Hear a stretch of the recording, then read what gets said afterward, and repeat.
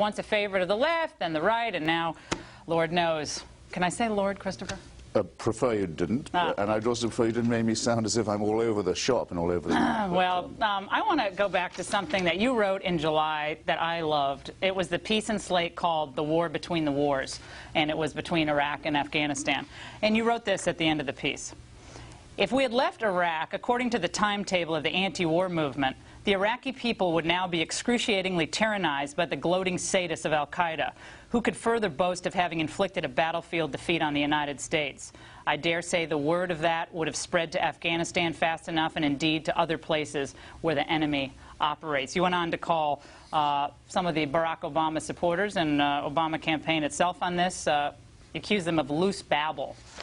How are you now essentially supporting Barack Obama, who stands for everything you stood up for, which is this war on terror? Yeah, well, there are two things. By the way, I could have been harsher about what I'd said there. And now we're told that refugees from the Iraqi terror gangs, defeated and demoralized, are flooding back into Afghanistan to try their luck there. It's the exact reverse of what the liberals say, that there's one good war and one bad war. But you're voting for Obama. It's the same war.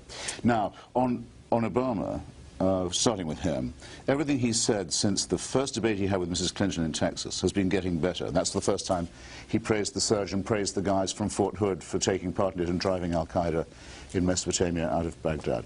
He's got much more solid about the thing. He's got a learning curve. He's more teachable.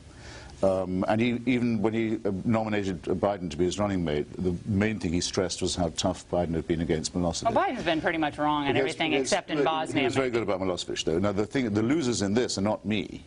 It's the MoveOn.org types who are campaigning for someone who says that, if necessary, he'll go straight across the border into Pakistan to root these guys out. And McCain has attacked Obama for saying, how can you be so militant? Why don't you realize we need diplomacy with Pakistan? That's campaign bravado, No, I'm sorry, Pakistan. I'm sorry, Pakistan. I'm sorry, darling. On what may I say, darling? No, you may not. Pakistan is invading Afghanistan. It is the Pakistan-Afghan war. On what issues, Christopher, do you think Barack Obama is closer to you, foreign policy, than John McCain? Specifically, what position? I'm only saying he's evolving towards my position, whereas McCain has done something I think... He's in a campaign. McCain has made... well, that's a big bet, though, is it not? That's a big bet on the war on terror you're making. McCain evinces one disadvantage and adds another. First, McCain is, in my judgment, I hate to have to say it of such a person, I think is losing height, losing capacity. He's just not quite the man he was, and one proof of that, you might add, is his choice of running mate and potential vice president. The person who's filling the stadiums across the country? Yes, with I think rather noisy and irresponsible and stuff. And people. My friends go to see Sarah Palin. They're great people. They went to Dartmouth with me, and they're good people. I'm not very impressed by people who yell traitor and communist and other less principled things. You're a free speech I don't person. like it. A lot of this stuff that's been reported now, it looks like the kill him, all that stuff is baloney. It never happened. And I'll tell you something. You want to see some rowdy, nasty things?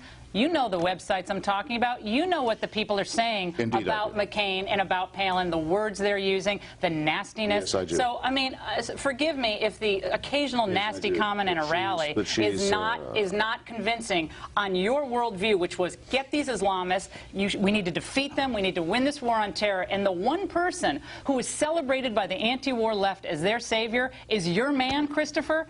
All the stuff you've written and debated your entire career about the war on terror is all wiped away because you don't like Sarah Palin. Why? Because why? Why don't you like her? Well, I thought you'd never ask. You must have me on more often and tell me what you think, and then you won't have to hear my... I know, but I'm frustrated with you because you're so smart and you're so articulate, and it's not patronizing, it's true, on this war on terror, and yet you're willing to throw it away because of McCain. It doesn't seem like he's with it enough. No, or Palin. I think McCain has been erratic and untrustworthy on the question of Afghanistan and Pakistan, for one thing, and second, I think, given the actuarial odds and the way what you can actually see when you hear him and hear when you see him, it's extraordinarily irresponsible for him to appoint someone who isn't even curious about foreign affairs. Will you come on my radio show so we can have a longer discussion? Radio might be better.